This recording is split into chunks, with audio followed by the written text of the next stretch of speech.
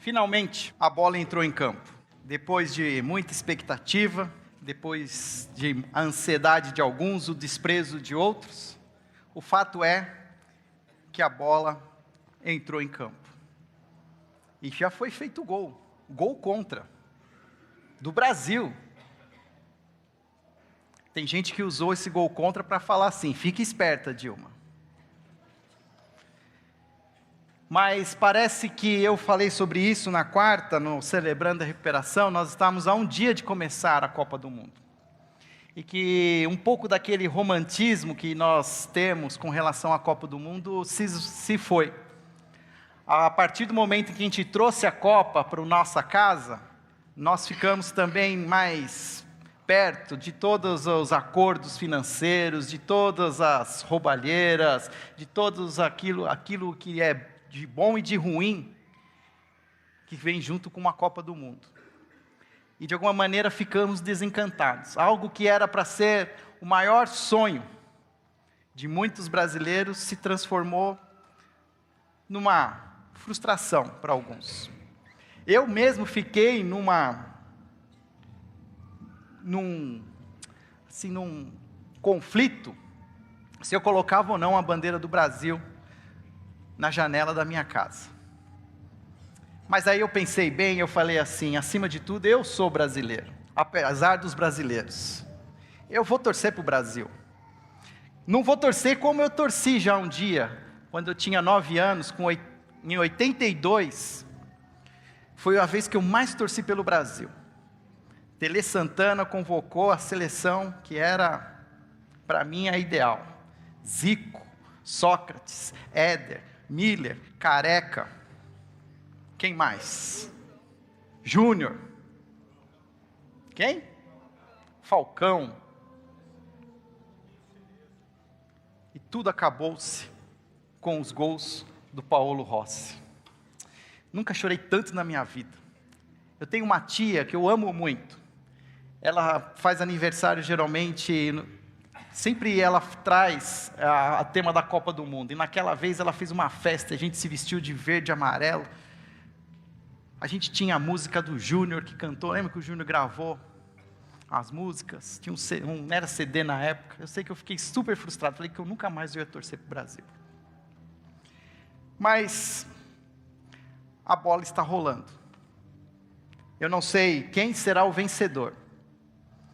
Mas nós estamos numa série onde a cada domingo nós temos aprendido que sempre seremos vencedores se nós ouvirmos a voz de Jesus para a sua igreja. Nós estamos no 6º domingo, semana que vem nós terminamos essa série. Hoje nós vamos ouvir a carta de Jesus para uma igreja chamada Filadélfia. Eu vou falar mais sobre ela, mas você pode abrir a sua Bíblia em Apocalipse capítulo 3, a partir do versículo 7, nós podemos acompanhar a palavra de Jesus, a mensagem para a sua igreja. Ao anjo da igreja em Filadélfia, escreva: estas são as palavras daquele que é santo e verdadeiro, que tem a chave de Davi. O que ele abre, ninguém pode fechar, e o que ele fecha, ninguém pode abrir. Conheço as suas obras, eis que coloquei diante de você uma porta aberta, que ninguém pode fechar. Sei que você tem pouca força, mas guardou a minha palavra e não negou o meu nome. Veja o que farei com aqueles que são sinagoga de Satanás e que se dizem judeus e não são, mas são mentirosos. Farei que se prostrem aos seus pés e reconheçam que eu o amei, visto que você guardou a minha palavra de exortação à perseverança. Eu também o guardarei da hora da provação que está para vir sobre o mundo, para pôr à prova os que habitam na terra. Venho em breve, retenha o que você tem, para que ninguém tome a sua coroa. Farei do vencedor uma coluna no santuário do meu Deus, e dali ele jamais sairá. Escreverei nele o nome do meu Deus, e o nome da cidade do meu Deus, a nova Jerusalém, que desce dos céus da parte de Deus. E também escreverei nele o meu novo nome. Aquele que tem ouvidos, ouça o que o Espírito diz às igrejas. Vamos orar novamente? Senhor, fala aos nossos corações, que o Teu Espírito nos ilumine, Senhor, para que possamos entender a Tua justiça, o pecado que existe, Senhor, em nossas vidas, que o Senhor nos traga, ó Pai, discernimento, para entendermos como aplicar essa palavra de Jesus à igreja em Filadélfia. Que o Senhor esteja, Senhor, na nossa frente agora, é o que te pedimos. Em nome de Jesus. Amém. É interessante, se você tem prestado atenção nessa série, se vocês têm estado aqui nos últimos 5 domingos, você tem percebido que essas igrejas são igrejas pertencentes a uma localidade na Ásia. Se você olhar no mapa, você perceberá que essas igrejas elas estão muito perto uma das outras. E de alguma maneira Jesus ali escolhe 7 igrejas, 7 cidades. E para estas 7 igrejas, Jesus manda uma carta destinada formalmente para cada uma delas.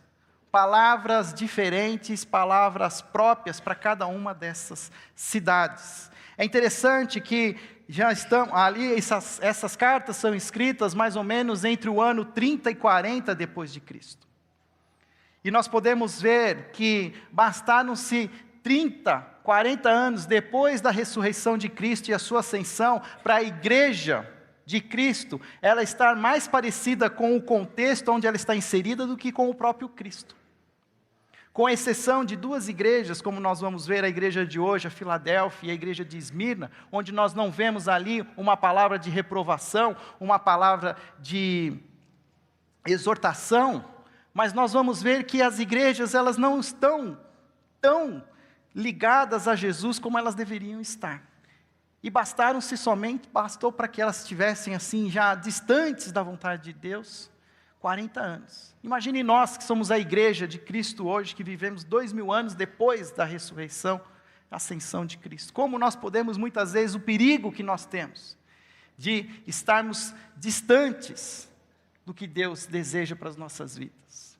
E em cada carta, Jesus se apresenta a essa igreja. Se apresenta através da sua nova imagem, da sua nova glória. E quando Jesus se apresenta, e quando ele se coloca os seus atributos, Jesus quer que essa igreja tenha um renovo, uma visão renovada do próprio Jesus Cristo. Nós precisamos entender que se uma igreja quer se renovar, quer ter uma visão renovada, ela precisa ter então uma visão renovada do próprio Cristo. Uma igreja que tem uma imagem desfigurada de Cristo, é uma igreja desfigurada. Uma igreja que tem problema, não é uma igreja que tem um problema, como a gente diz nos termos teológicos, tem problemas eclesiológicos. Igrejas com problemas são igrejas que têm problemas cristológicos, ou seja, não estão, de fato, debaixo da soberania de Cristo. Toda vez que as igrejas se distanciam de Cristo, são igrejas que, de alguma maneira, começam a trazer em si características que não são do próprio Cristo. Eu preciso aprender a entender que essas cartas, que traz essa revelação de Jesus Cristo, ela está, de alguma maneira, desejando que essas igrejas tenham, de novo, uma nova visão de quem é Jesus. Se essas igrejas com 40 anos de vida precisavam dessa nova visão de Cristo, quem dera nós? Como nós precisamos de ter essa visão nova de Jesus Cristo? Nós temos uma grande armadilha que nós muitas vezes podemos querer comparar a nossa igreja com outras igrejas. Mas nós não podemos fazer isso. Nós precisamos comparar a nossa igreja com o próprio Cristo. Toda igreja é o corpo de Cristo, precisa refletir a Cristo. E quando eu caio na armadilha de não olhar para Cristo, mas olhar para as outras igrejas, eu estou deturpando a própria imagem de Cristo na igreja. Quando Jesus envia essas cartas a essas 7 igrejas, Jesus quer purificar essas igrejas. Quer que elas se tornem a imagem e semelhança do próprio Cristo. Nós hoje, depois de tanta tradição, de tanta história, nós temos tantas igrejas, tantas bandeiras, tantas denominações, tantos ministérios, que fazem tantos ruídos, falam tão altos, que muitas vezes nós não ouvimos a voz de Jesus. Uma igreja séria, comprometida com o Evangelho, é uma igreja que está próxima a Cristo e reflete a imagem de Cristo. Quando nós olhamos para a igreja em Filadélfia, nós vamos ver algumas situações interessantes, como por exemplo, era a igreja mais jovem das 7 igrejas. Não há nenhuma palavra, nenhuma menção de reprovação a essa igreja, muito pelo contrário. É uma igreja que o texto diz que está perseverando. É uma igreja que não é forte, mas mesmo na sua fraqueza, ela não tem se desviado da mensagem do Evangelho, ela tem permanecido firme. A ponto que Jesus, inclusive, traz a imagem da coluna. E nós vamos vendo algumas outras características. O próprio nome Filadélfia foi dado à cidade, pois foi uma cidade fundada por um rei da cidade de Pérgamo, chamado Átalo, em 140 a.C. E ao fundar essa cidade, ele quis homenagear o seu irmão, e deu o nome de Filadélfia, que quer dizer amor fraternal, amor entre irmãos. A sua lealdade, o seu amor pelo seu irmão era tamanha, que ele quis homenagear o seu irmão, dando o nome de Filadélfia àquela cidade. E Filadélfia possuía uma posição estratégica. Se você conhece um pouco de geografia, sabe, naquele momento, o império que dominava era o Império Romano. O Império Romano tinha sua sede em Roma. Fazia parte do Ocidente. Mas grande parte das rotas comerciais levavam para o Oriente. E Filadélfia era uma cidade que, nessa rota do Ocidente para o Oriente, a ponto que Filadélfia era conhecida como o portal do Ocidente, para aqueles que vinham do Oriente. Era uma maneira como o próprio rei de Pérgamo queria que Filadélfia tivesse um papel de apresentar as qualidades, as belezas, a cultura, a filosofia ocidental para o mundo oriental. Era como se fosse um portal de entrada para o mundo ocidental, e esse portal estava em Filadélfia. Mas também era uma cidade frágil, porque era localizada em uma região onde aconteciam sempre grandes terremotos. No ano 17 depois de Cristo, houve um grande terremoto. O epicentro desse terremoto não foi na cidade de Filadélfia, foi na cidade de Sardes, a ponto de que destruiu completamente a cidade de Sardes. Filadélfia também foi atingida pelos abalos sísmicos, a ponto de que muita coisa caiu e foi destruída. E essa cidade, então, ela é reconstruída. Agora, já com o dinheiro, com o poder de César. O Império Romano financia a reconstrução de Filadélfia. E quem tem o poder do dinheiro, tem a economia nas mãos, tem também o poder da decisão. E toma-se uma decisão. Muda-se o nome da cidade de Filadélfia para Neo-Cesareia, ou seja, a nova cidade de César. Percebe que, quando nós entendemos esse contexto, nós começamos a entender por que essa carta fala sobre uma porta aberta, fala de uma coluna que não se abala. E, de alguma maneira, nós precisamos entender, e isso fica claro quando nós lemos não só a carta a Filadélfia, mas a carta a todas as 7 igrejas, que Jesus conhece a sua igreja. Jesus conhece as pessoas e conhecem os seus. E não só conhece a igreja, mas também conhece a cidade onde essa igreja está inserida. Em todas as cartas, como na carta a Filadélfia, sempre são feitas menções à cultura, à política, à geografia, à topografia, à economia, para que fique claro que Jesus conhece não só a igreja, mas conhece a cidade onde essa igreja está localizada. De alguma maneira, isso vem a nós também como uma lição, como crentes em Cristo reunidos numa igreja local. Nós precisamos aprender a conhecer a nossa cidade. As cidades moram no coração de Deus. A própria missão de Jesus aconteceu nas cidades. O texto de Mateus capítulo 9 Versículo 35 diz assim: Jesus ia passando por todas as cidades e povoados, ensinando nas sinagogas, pregando as boas novas do reino e curando todas as enfermidades e doenças. Ou seja, as cidades sempre estiveram no coração do próprio Deus. E as cidades, para nós, muitas vezes nos trazem emoções de conflito.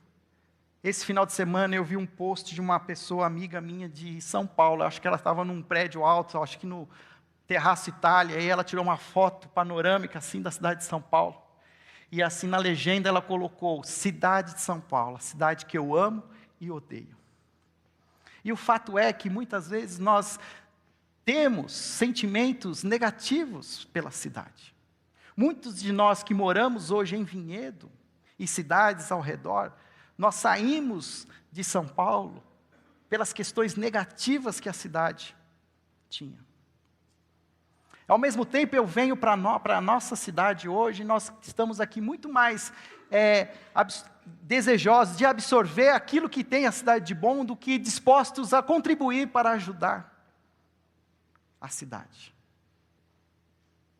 Os dados não me deixam mentir, mas a população paulistana em Vinhedo é maior do que a população de vinhedenses nascidos. Eu não sei a proporção, mas eu sei que o número de eleitores paulistanos que transferiram o seu título de eleitor para Vinhedo é baixíssimo. Eu acho que não chega a 10% da população.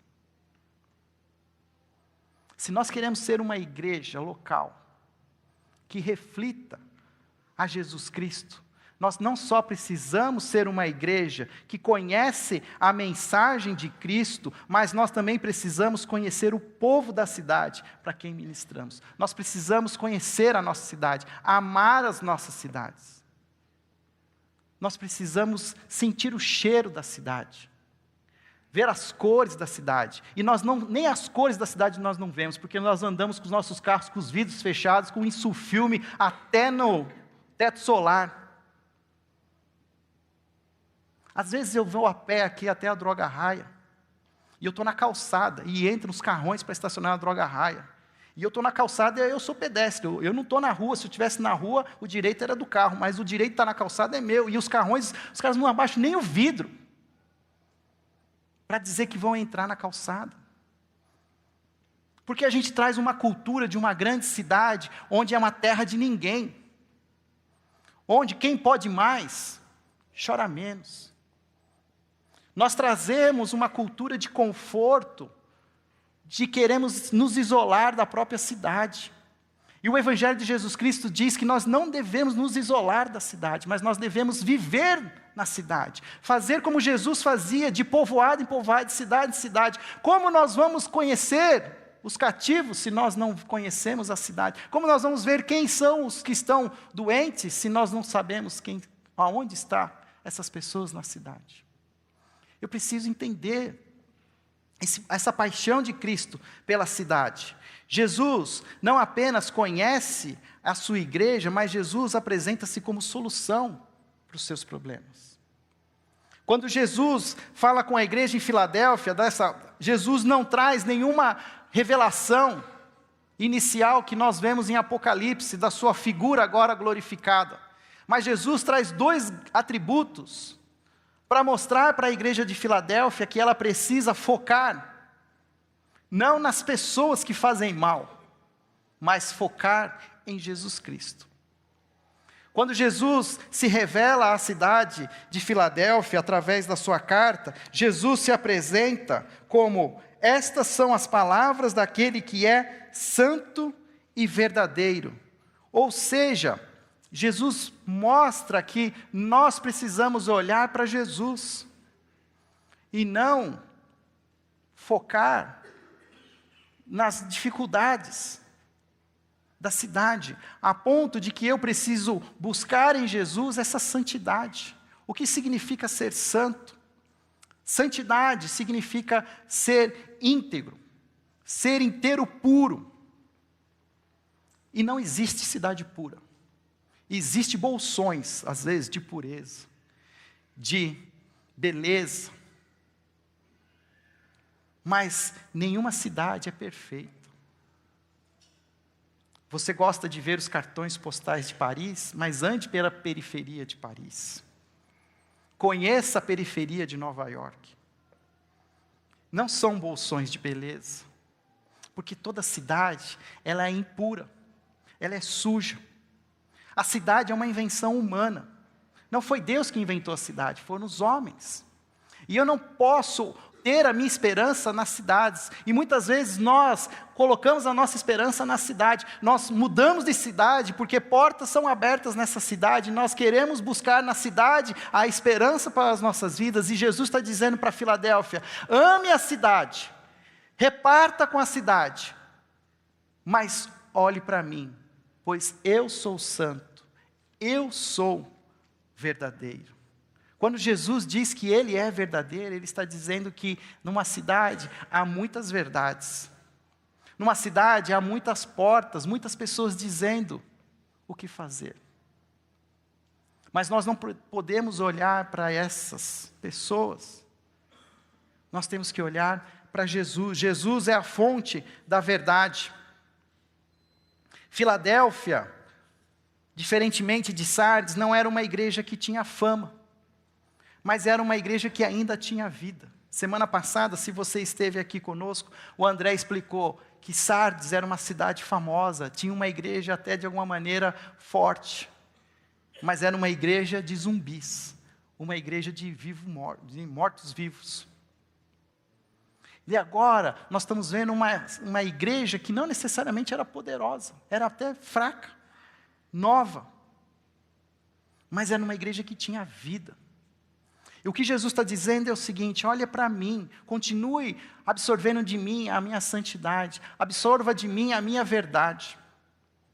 De novo, quantas igrejas existem dentro das cidades que nós moramos? Quantas são as igrejas? Qual é a melhor igreja? Qual é tem mais, como é que a gente fala aí, assim, mais fervor, poder? Na verdade, não existe igreja perfeita. Perfeito é Jesus Cristo.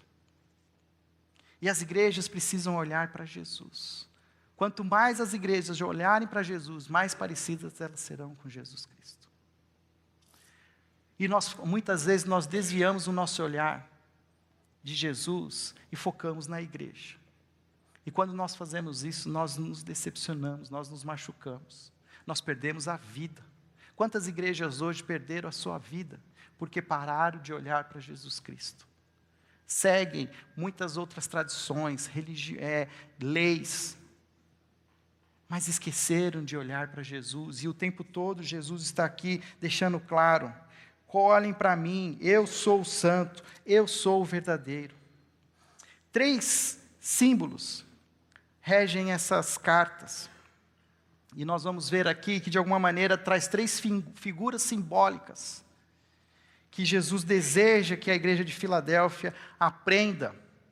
Jesus usa aqui muitos dos símbolos da região, da própria cidade.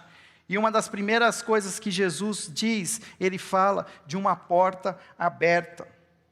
O versículo 8 diz assim: conheço as suas obras, eis que colocarei diante de você uma porta aberta que ninguém pode fechar. Sei que você tem pouca força, mas guardou a minha palavra e não negou o meu nome.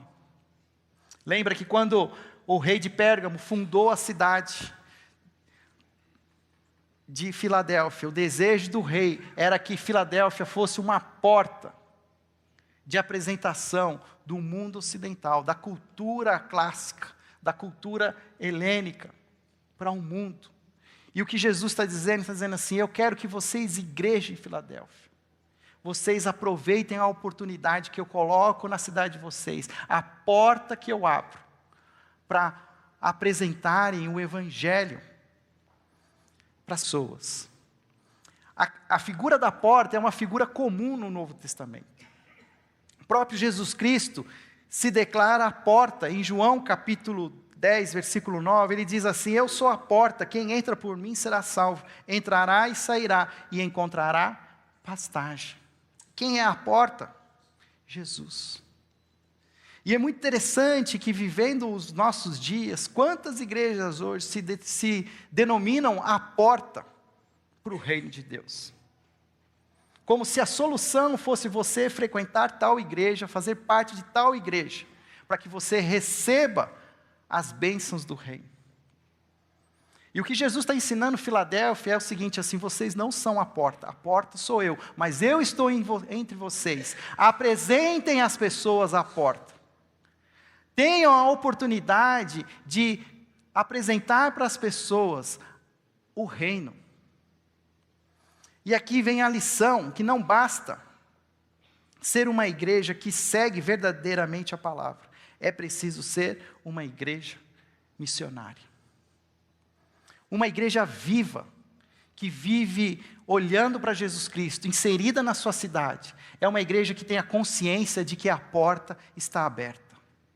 Uma porta que se abriu com Jesus Cristo na cruz e a sua ressurreição 3 dias depois. Essa porta continua aberta. Nós vivemos um momento da época que nós chamamos de época da graça, onde qualquer pessoa que confessar a Jesus Cristo como seu Senhor e Salvador será salvo. Como o próprio Evangelho diz, entrará por essa porta e será salvo. Nós precisamos olhar para essa oportunidade que Jesus nos dá de sermos instrumentos e aproveitar essa porta aberta como uma oportunidade de evangelizar. A oportunidade missionária. Não existe nenhuma cidade perfeita. Todas as cidades, de alguma maneira, apresentam características negativas, e seus submundos, a sua sujeira. E, de alguma maneira, nós precisamos aproveitar a oportunidade da porta e apresentar para essas pessoas que vivem hoje, nesses submundos de pecado, a porta que está aberta em Jesus Cristo.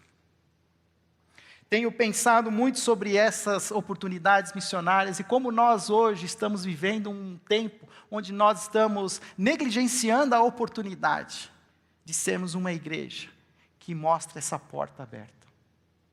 Nós estamos mais hoje preocupados nas oportunidades, outras oportunidades que a cidade nos oferece, as oportunidades comerciais, as oportunidades políticas, seja as oportunidades sociais, as oportunidades de conforto, as oportunidades de segurança, e nós não estamos apresentando para essas cidades a oportunidade que elas têm, que está em Jesus Cristo.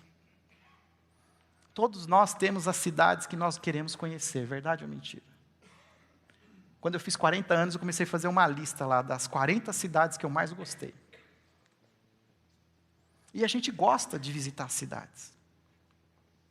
Mas nós nunca imaginamos quando visitarmos alguma cidade, de visitarmos aproveitarmos para uma oportunidade missionária. Não sei quantos de vocês sabem, mas nós hoje sustentamos financeiramente um casal que está em Roma, plantando uma igreja. Nas últimas conversas que nós tivemos com ele, com o René e com a Sara, ele disse assim: Fábio, nós temos uma expectativa de que daqui a 10 anos, nós vamos nos tornar a maior igreja tradicional histórica da cidade de Roma, se não da Europa. Agora, quando nós vamos para Roma, nós visitamos todos os templos de Satanás. Mas nós não lembramos de visitar a igreja local, que se reúne em Roma, que se reúne em qualquer outro lugar. Eu não vejo a gente se organizar e na nossa agenda colocar nas nossas viagens a questão missionária. Não importa a cidade onde você vá, mas visite. Veja as oportunidades que estão lá. Nós precisamos aprender a viver esse tempo que estamos agora. Quando nós lemos as cartas às 7 igrejas, nós vamos ver que a extensão, a profundidade da revelação que existe nessas cartas, a ponto de que nós podemos aprender através e olhar na perspectiva do passado para essas cartas, olhando para o que essas cartas queriam falar para aquelas igrejas locais. Mas nós podemos aprender a entender também o que essas cartas falam para nós hoje.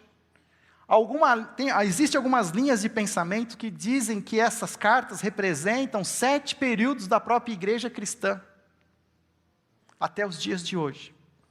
Sendo que a igreja que nós vimos semana passada, a igreja de Sardes, representaria, de alguma maneira, o tempo da Idade Média.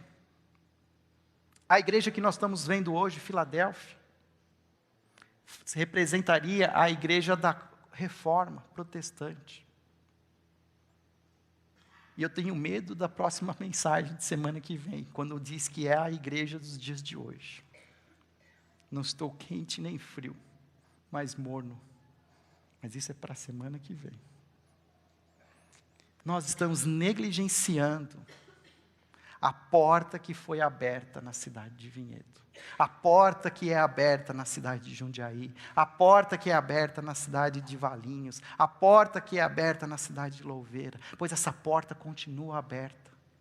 Essa porta, ela não pode ser fechada por ninguém, porque o próximo símbolo fala que as chaves, elas estão em posse de Jesus Cristo. Um segundo símbolo fala da chave de Davi. O que significa essa chave de Davi? Para nós talvez não há tanta conteúdo quando nós lemos, mas quando o judeu lê essa parte, ele está entendendo. E uma das coisas que aconteciam aqui na cidade de Filadélfia é que a opressão que essa igreja sofria, de alguma maneira assim, a perseguição não era dos próprios romanos, dos seguidores dos deuses pagãos, mas era uma pressão que era exercida por uma igreja, por uma comunidade judaica, que reivindicava como sendo a que tinha autoridade sobre a palavra de Deus, reivindicando inclusive que o povo judeu naquela cidade de Filadélfia era a porta que se abria para o reino de Deus.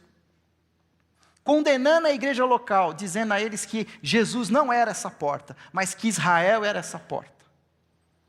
Então Jesus diz o seguinte, ele fala que ele não só é o que é santo e verdadeiro, mas que ele tem a chave de Davi. Não é o povo de Israel que tem a chave de Davi. Quem tem a chave de Davi é Jesus. E o que ele quer dizer com essa chave de Davi? Isso faz parte de uma profecia de Isaías, capítulo 22. Eu pus aqui o início do versículo 20 e o versículo 22, quando diz: naqueles dias convocarei meu servo Eliaquim, filho de Euquias. Porei sobre os ombros dele a chave do reino de Davi. O que ele abrir, ninguém conseguirá fechar. E o que ele fechar, ninguém conseguirá abrir. Quando Davi era rei, o seu reino era extenso, era poderoso, era rico. E Davi colocou o seu servo Eliaquim para ser uma espécie de um administrador, de um primeiro-ministro, um gerente. E simbolicamente foi colocado sobre ele, sobre o seu ombro, uma chave que dizia para ele: Eliaquim, você tem o poder de administrar o meu reino, você tem o poder de abrir as portas dos recursos, você tem o poder de dizer não, você tem o poder de exercer toda a administração. E quando Isaías traz essa figura histórica, e Isaías está trazendo essa profecia e apresentando a ela quem é Jesus Cristo, está dizendo o seguinte: olha, Jesus é o dono da chave. Ele tem a chave que abre e que fecha. Aquilo que ele abre, ninguém pode fechar, e aquilo que ele fecha, ninguém pode abrir. E o que Jesus está querendo dizer para aquela igreja em Filadélfia é assim: os judeus que têm batido de frente com vocês, eles estão falando que eles têm a chave do reino, mas a chave é minha. E isso é interessante para nós nos dias de hoje, porque muitas igrejas hoje se dizem donas das chaves do reino de Deus.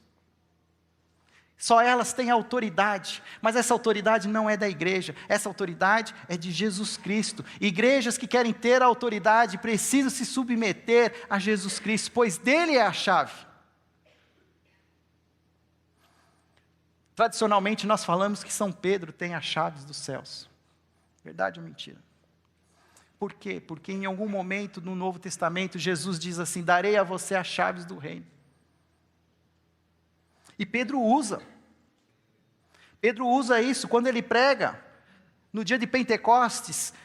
As línguas de fogo descem do céu, os discípulos começam a falar nas línguas estrangeiras e 5.000 homens, sem contar mulheres e crianças, se convertem.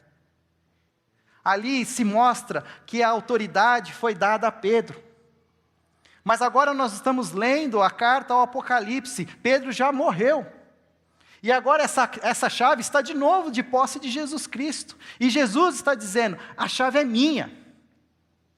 Eu tenho poder, eu tenho autoridade. Se as portas, elas de alguma maneira nos trazem a símbolo da oportunidade, nós temos que entender que a chave, ela nos traz a simbologia da autoridade que tem em Jesus Cristo. Toda autoridade é de Jesus. Infelizmente, hoje nós vivemos também épocas onde existem apóstolos, pastores, bispos, ministérios, denominações que se dizem autoridades. E toda autoridade é de Jesus Cristo. Se uma igreja quer ser viva, submeta-se à autoridade de Jesus. Não importa a fama, não importa o poder, não importa os recursos. Olhe para Jesus, que é o santo e verdadeiro. E o texto continua, quando ele fala que nenhuma igreja tem autoridade sobre Cristo, pois dele é a chave de Davi. E o terceiro símbolo, ele fala então de uma coluna no santuário do meu Deus. De novo, Jesus, ciente do contexto daquela cidade, uma cidade que quando ela constrói os seus prédios, ela se propõe a construir colunas fortes, porque um terremoto já aconteceu. Então é preciso construir prédios que aguentem os terremotos. Então, de alguma maneira, quando Jesus fala da coluna, isso está sendo claro para aqueles ouvintes. E Jesus diz o seguinte: permaneçam firmes.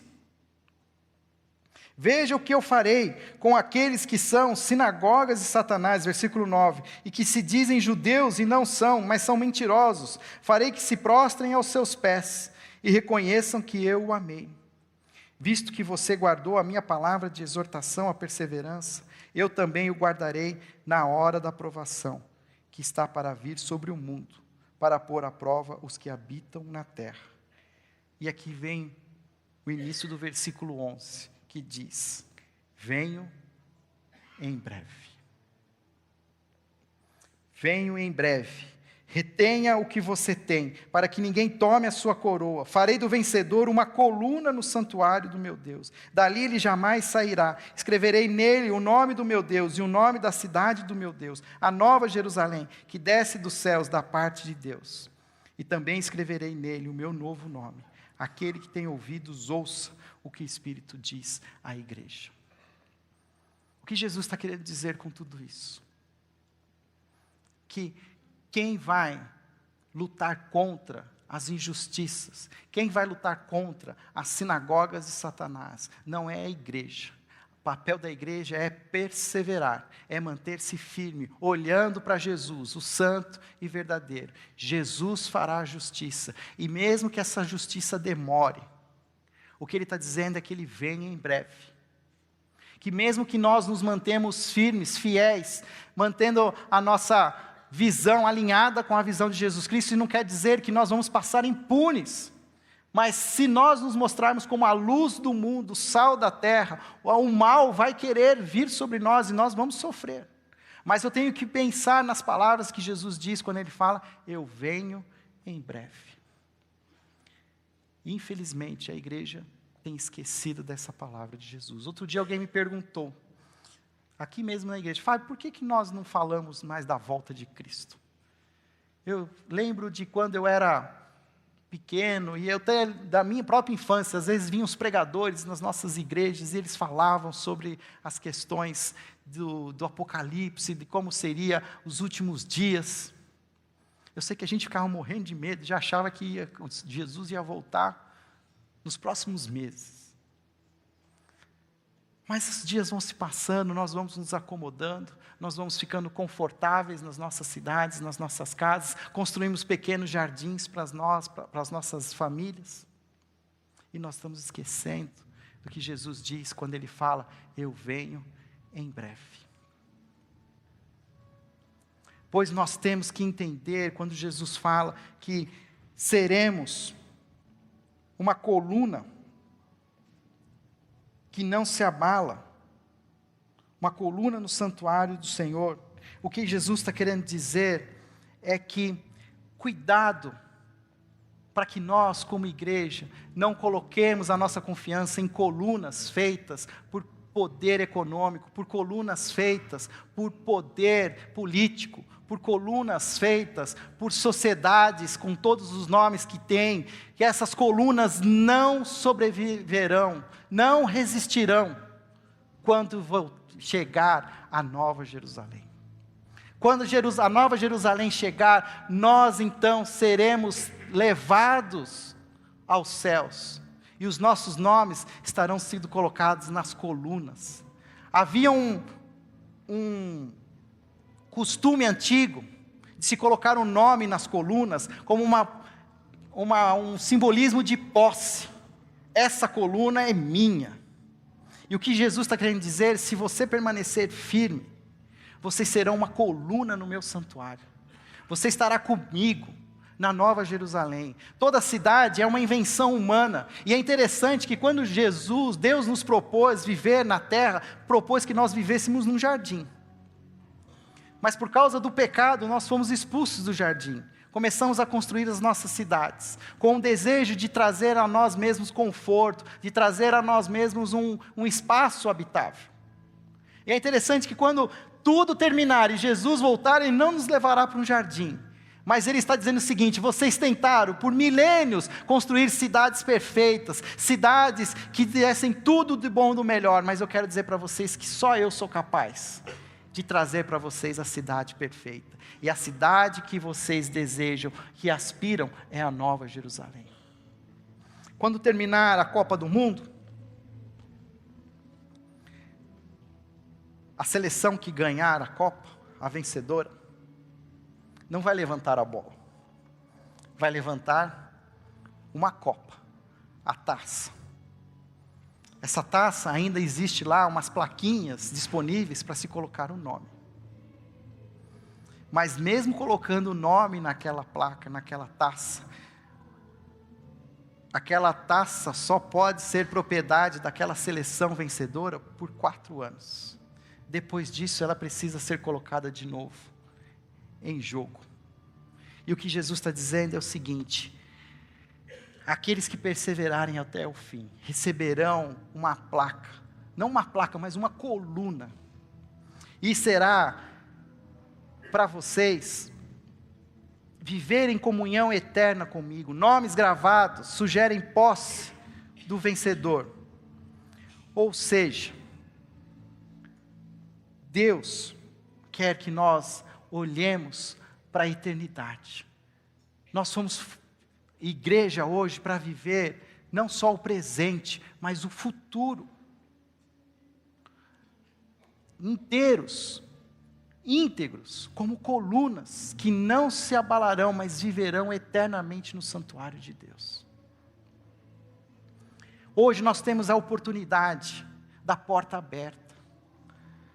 Nós temos hoje a oportunidade de olhar para Jesus como o dono da chave de Davi, olhando para o futuro e tendo a esperança de sermos colunas que não se abalarão, firmes para sempre. E nós precisamos trabalhar para cumprir o propósito de Deus na terra, como igreja. Filadélfia era uma igreja pobre, era uma igreja fraca, mas era uma igreja que estava perseverando. Não tinha poder, não tinha dinheiro, mas seria transformada em uma coluna na Nova Jerusalém. Não sei quantos de vocês agora em julho vão sair de férias, mas nós vamos fazer uma viagem missionária. Seria muito importante se nós comprássemos de fato esse desejo de fazer parte dessa viagem, ou indo nessa viagem missionária, ou ajudando alguém que queira ir e não pode pagar, pois é uma viagem cara, tem um custo caro. Para chegar até a região onde estão os pescadores artesanais, ali na região da Barra do Ararapira, é preciso ir num barco, por 4 horas, isso custa. Se você não pode, hoje no final do culto, A Dani Fontana vai estar lá, acolhendo o nome de pessoas que querem participar dessa viagem missionária. Mas também, se você não pode, mas você pode ajudar a custear, você entende que existe uma porta aberta, e essa porta precisa ser, essa oportunidade precisa ser aproveitada, e você tem o recurso, mas você não tem o tempo, você vai dizer para a Dani, Dani, eu não tenho o tempo, mas eu tenho o recurso. Eu quero ajudar alguém a ir. Quando chegar em agosto, nós vamos receber esse casal que eu falei, a Sara e o Renê. Eles vão estar aqui um final de semana conosco. O Renê e a Sara vão ter a oportunidade de nos compartilhar as oportunidades da porta que está sendo aberta em Roma. E será muito importante você perceber aquilo que está acontecendo. Enquanto acontecem os jogos na Copa do Mundo, olhe para cada país, não somente pela sua competência futebolística, mas olhe para cada país e ore pelas igrejas, pelos cristãos que estão vivendo nesses países.